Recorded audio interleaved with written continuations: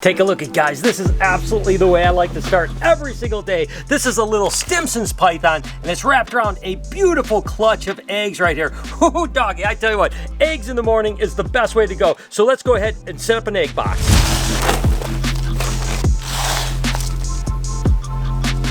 And now the fun part, to actually pull the mama off her eggs and find out how many eggs she has. Good job, Mom, you did so good. What a beautiful snake. And of course, these are Anteracia stimsoni, which are, of course, are a Stimson's python from Australia, little dwarf python. I mean, look at these beautiful eggs right here.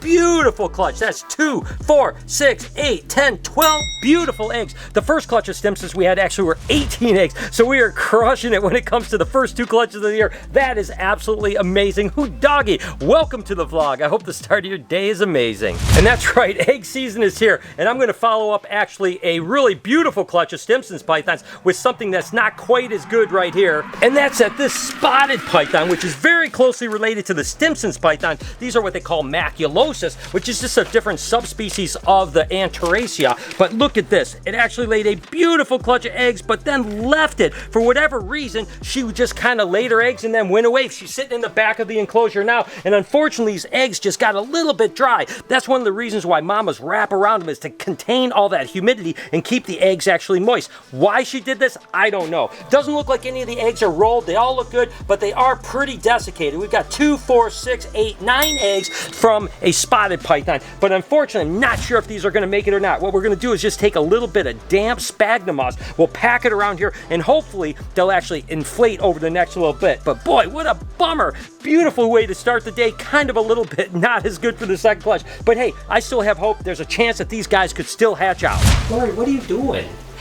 Oh, I'm feeding the spoiled baby. Look at him. What is he doing? How ridiculous. He's being fed. Like, this is what he does. He comes to me and opens his mouth. Like, I want to eat.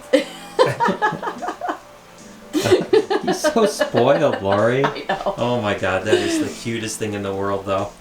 Drogo, you're being such a silly monkey. You guys want to mess with me?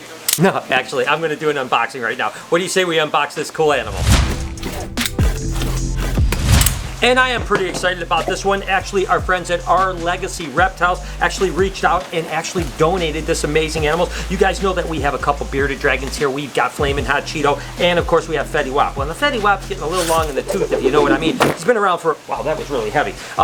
He's been around for a while, so we're thinking about actually letting him retire over at BHB. So we were looking for another bearded dragon, and we wanted to get a white one, and guess what we got? We got this little monkey right here. This is actually a white hypo whiblets. It's just absolutely incredible. Now this one's a little bit more gray right now, but they'll kind of fire up and fire down a little bit, and it's primarily a patternless animal that is beautiful. And I'm telling you what, oh my gosh, this is so cool. This is a female, by the way, so we do need a name. Down in the comments, what would you name this beautiful little monkey right here? Again, it's a hypo whiblets, and it's absolutely, oh my gosh, it's so cool. Again, a lot of times these guys will be kind of almost pure white looking. This one's just kind of a gray, but no pattern. It's really cool because it's probably about a year old, which is awesome because, again, bearded dragons are going to live 10, 12, 15 years. Fetty is like 13, 14 years old already, so we needed another one. And for kids to take this out is going to be absolutely incredible. So thank you, Our Legacy Reptiles, for donating this to the Reptarium. We will absolutely love it, and we do need a name, so let me know down in the comments. And guys, whenever you're working with animals, there's good, there's bad, there's ugly. We started with a great clutch this morning. We got an okay clutch that was a little desiccated, that may not make it. And then guess what? The first ball python laid today, and oh my gosh, this is actually a pinstripe heifer pie bred to a pastel pied, and oh my goodness, mama, what happened, girl? Oh, what a disaster of a clutch. I mean, geez, yo Pete's, not even one good egg, and you can see it's all kind of slimy and goopy. This egg actually, look at that right there. That egg actually split. This is a slug egg though, so it's not any good, but it actually split and it got goop all over the rest of these eggs. Now, unfortunately, none of these eggs are any good right now. We've got 2, 4, 6, 7 slugs in here. Oh,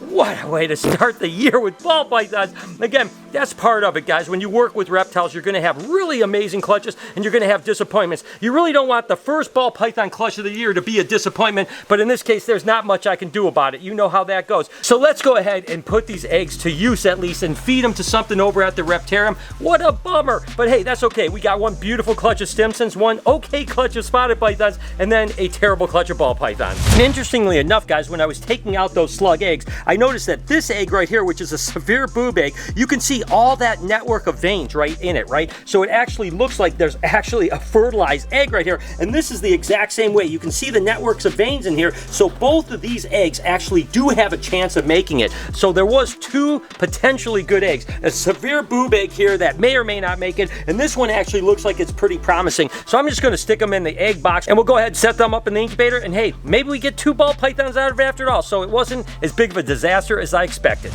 What are you guys doing? Okay. What are you guys doing? We're cleaning the humidifier. How's it going? It's disgusting. It's disgusting. Let me see. Here, just take a little whiff. I can't. It's on my face. What is that? All right, so we need. I need help. And then, yeah, okay. Now Drogo's trying. Drogo wants to help out. He's really getting angry. He is right getting now. very angry right now. Look at him. He's doing his puffed up I know. thing. Look who it is, the Three Musketeers. Hey, that's us. I got $100. Oh, $100. Benji. That's my Benjamin favorite Franklin. dead president. Easter is coming up. Have you guys ever been on an Easter egg hunt? What's that? Yes. No. Yeah? Okay. So I'm going to put this $100 in an Easter egg. Okay. And I'm going to hide it somewhere in the building.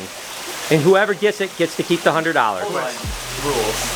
Only the Reptarium? It can be in this Reptarium. Okay. Basement's included. Nope, upstairs, just upstairs. $100. All right, ready? Let's go.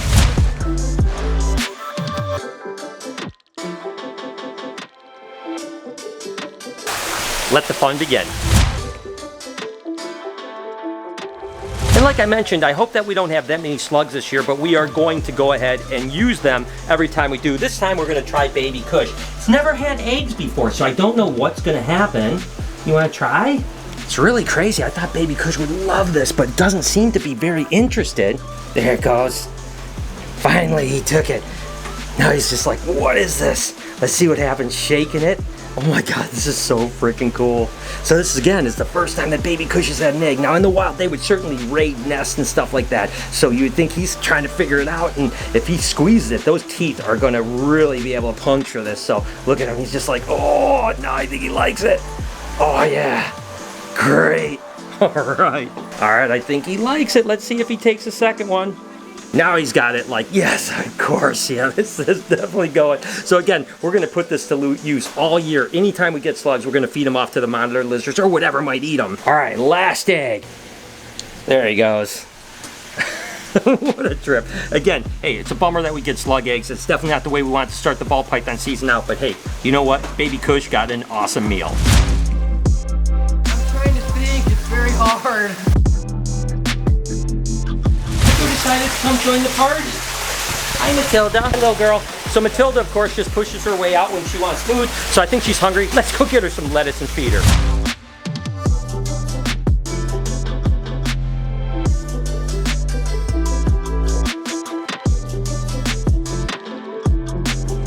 All right, guys, I'm going to up the ante. What? If you can find it in the next 60 seconds, I'll give you $200. Wait, you have a 60 seconds, go!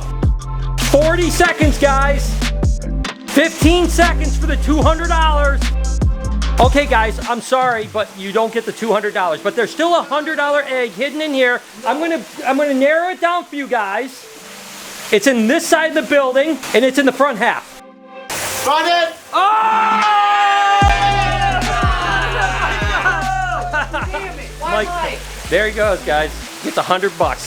Way to go. Happy Easter, Mike. Thank you. I just literally can't believe how big Chopsticks is getting. I mean, it's amazing. Again, you know, two-headed animals are definitely tough when you first get them because a lot of them don't live, and it's really tough. But you can see once they start taking off, they absolutely explode. I swear to guys, these guys have doubled their size just in the last like 2 months. Won't be long before they'll be full-grown two-headed turtles. I mean, how awesome is that? I absolutely love these guys. And speaking of two-headed animals, of course, we've got Ben and Jerry, the two-headed snake, that are absolutely absolutely doing well. What I really need now is a two-headed lizard. It's kind of weird because there are some two-headed lizards out there, and as a matter of fact, there was a two-headed crested gecko that I was trying to buy this last year, but I think it ended up dying, unfortunately, because the person that had it, that wanted to sell to me, just stopped responding to my messages, and I never saw it again. So I think that it didn't make it, which is a big bummer, because a two-headed lizard would really round out my two-headed crazy freak show here at the Reptarium. But I absolutely love them, and I'm telling you what, they are an amazing attention grabber for sure. People come in and absolutely love Chopsticks and Ben & Jerry. Good news, I actually had a guy out yesterday, the cement guy, about the basement, and actually I think that the budget was actually maybe right where I thought it was going to be, maybe even a little bit less if we decide to do the basement. But you guys will not believe this. Lori actually would prefer to do the upstairs, the entire length of the building. That's what you want to do, huh? You can't pin me down on stuff. It was an idea. No. Right, but we need a confirmation on the vlog right now so that everyone knows what you're saying. So, yes for the upstairs is what we're going to do. Upstairs, the thing that's nice is upstairs is that we can expand that way upstairs, keep the basements the way they are. That way we don't have to really move anything out, and then we can actually do the entire floor. That would be dope. That means we actually have like 4 additional units instead of 2 additional units. So it's like a lot more space. Yeah, math. I'm good at math. I know 2 + 2. So we're good? Yes? Upstairs? No. What do you mean no? It was your idea though. It was your idea. I know, but it was your idea. It was your idea. Decided. It's your idea. Jeez, yes. Okay, good. You heard it here first. Take a look at, guys. We actually have a mail in with Carol Baskin. Carol Baskin, of course, is the Cal King that last year ate 3 of her males. 3 of them she did. This year she seems to be doing pretty good. No issues at all. This male seems to be surviving well, so that's good. And the colubrid season is on its way. Lori's been switching males every single day. See all the male tags all over the place. So that means egg season is right around the corner. Probably about 4 or 5 weeks away from our first colubrid clutches. So things are definitely heating up here. I absolutely love this. Look at this. Mike is chopping up some food for Matilda. Matilda's like, okay, I'm right here, I'm ready. Well, it certainly does suck to start the year off with a slug clutch of ball pythons, but hey, we got some good Stimson's python eggs, and hopefully those spotted python eggs will make it. That's just part of breeding snakes, to be honest with you. Enjoy this video and you're looking for snake eggs, here's a playlist right over here that you can actually watch a whole bunch of snake eggs. We're over 3 million people. Let's hit that 4 million mark. Subscribe over on this side. Turn your post notifications on. Have an absolutely wonderful day. Remember, be kind to someone, and I promise I'll see you tomorrow.